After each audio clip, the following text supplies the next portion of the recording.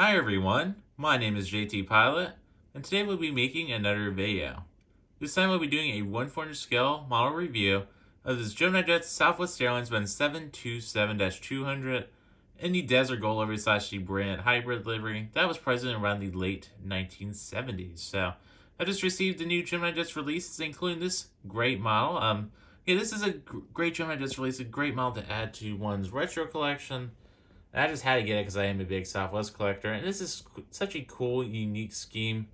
And yes, believe it or not, Southwest did operate 727s back in the late 70s, early 80s, and they were released from Braniff Airways. So yes, they do have a little green hue to them, just because of that. So that's a little differentiation in the 727 Desert Gold livery compared to the regular ones as seen on these 737s. So I like to welcome everybody to this video, and if you're new to these model reviews, this is how I do 1/400 scale model reviews.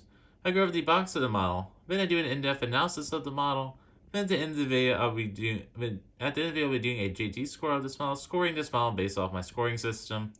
Then at the end of the video, you'll be seeing some lovely outdoor model photos from my Instagram account of this model. So nonetheless, let's get started off with the box of the model. Alright, so starting with the box of this model. So this is your typical Southwest box from Gemini Jets. This is your typical white box. So no flap inside or anything. It's just the box. So top left corner, we got the Gemini Jets 25th anniversary logo there, looking great.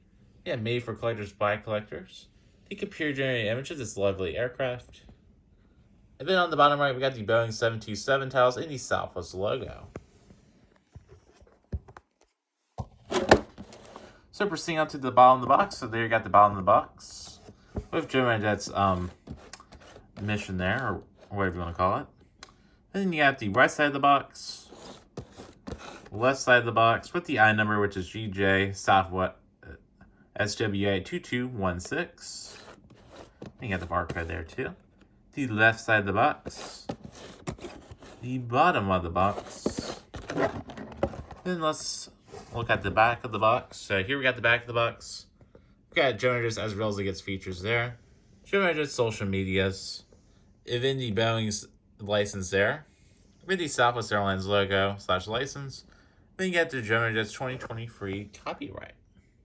Alright, so starting with the in-depth analysis of this model. So we start with the nose portion of this model. So this is the model's biggest shortfall right here. And yes, so here we got the weather dome there. Then we got some stack ports / PO tubes down there. And then we got the cockpit windows and the nose shape. So the nose shape is a little too pointy. That is pretty unfortunate, but yeah, so that could be improved. But other than that, it's an okay nose shape, nothing to write home about. So we got the L1 door, the Southwest Airlines logo. So this is the 727 logo there. Well, it's a little different font than the Desert Gold livery logo. So there you go. We got the L1 door, we got the nose landing gear. And then we got an antenna up there, got some landing lights, and then we got the overwing exits there, so we got some emergency escape paths on the wing. And yes, then you got the end of the wing there. Nothing too special with the wings there. We got the registration on this model, which is number 406 Bravo November. Then we got the L2 door right there, and then we got the engines right here. Yes, this is a tri-jet, which is really cool. It's great to have another 727 in the collection. I've not gotten one in a little bit, so the tail portion of this model is looking good. Could use some more detailing. The engines could be a little bit more detailed. But other than that, this portion of the model is looking great. So there you go. So that is the left side of the model. Here we have the back portion of the model with the vertical stabilizers and horizontal stabilizers. These are looking perfect. So we got a T-tail design there. And then we got the back portion wings. This whole section is looking great. So moving on to the bottom portion of this model. So here we got the nose landing gear there and the gear doors there. Then we got the Gemini Jets logo, and here we got the wing fuselage joint area there with the stand hole. This is a this is a seamed mold right here, so that is pretty unfortunate. This is an older Gemini mold, and it does show its age in some spots, and you'll see that'll be reflected in the JT score portion of this model. But it's a good old mold, but it could use some updating, and maybe a new 727 mold wouldn't hurt. It'd be great if NG or somebody else has a 727 mold. It really satisfies retro collectors, but at least Gemini is using their mold and making some really wonderful retro schemes.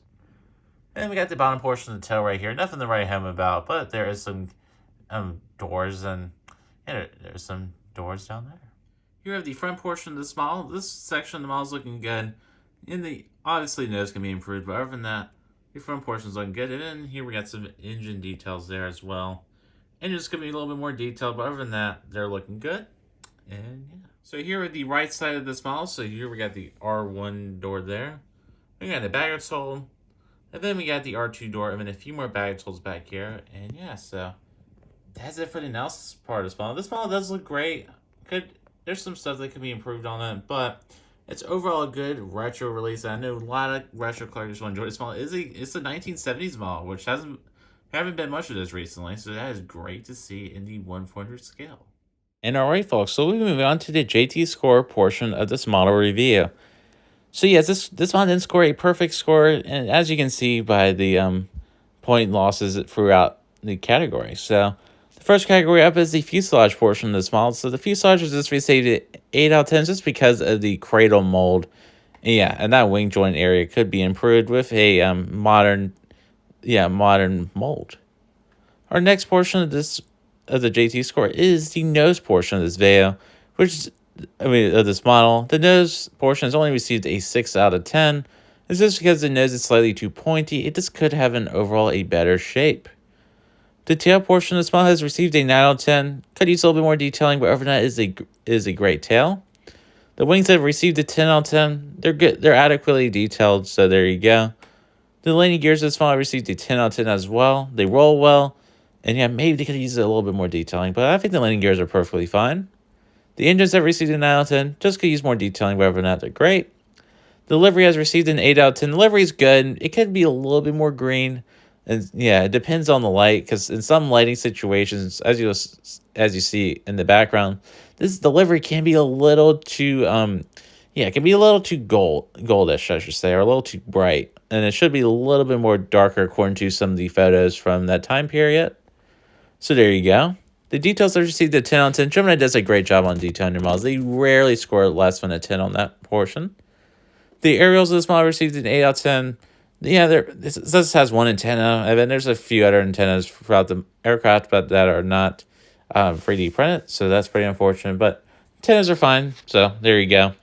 Collectability is a 10 out of 10. I know lots of retro collectors have been looking forward to get this model. Air Classics have done this model, but the Gemini release is overall better because it has aerials and rolling landing gear. So there you go. QC has 0 points removed. There's no quality control issues. Any final score to this model is an 88 out of 100 or a B plus and 88%. That is it for this video. So here's some outdoor model photos of this lovely Gemini Jets model. So this is a great Gemini Jets model release for our retro collectors out there, and for Southwest collectors like me, because I do like to collect Southwest models. They have interesting schemes, and I love the state liveries, and might as well just collect all the aircraft Southwest has ever operated. And the 727 was one model I wanted to check off my wish list, and one of the Southwest models I've been wanting for a long time, just to represent that one unique time period in the late 70s and early 80s when they had at least 727s. It's the only time they ever operated other aircraft in the 737s. So, yeah. So, yes, this is a good Gemini Jets model. Nothing else really to say about it. So, I highly recommend to get it if you're looking for a Southwest 727. So, that's it for this video. I'd like to thank you all so much for watching this video, and have a wonderful day. Bye.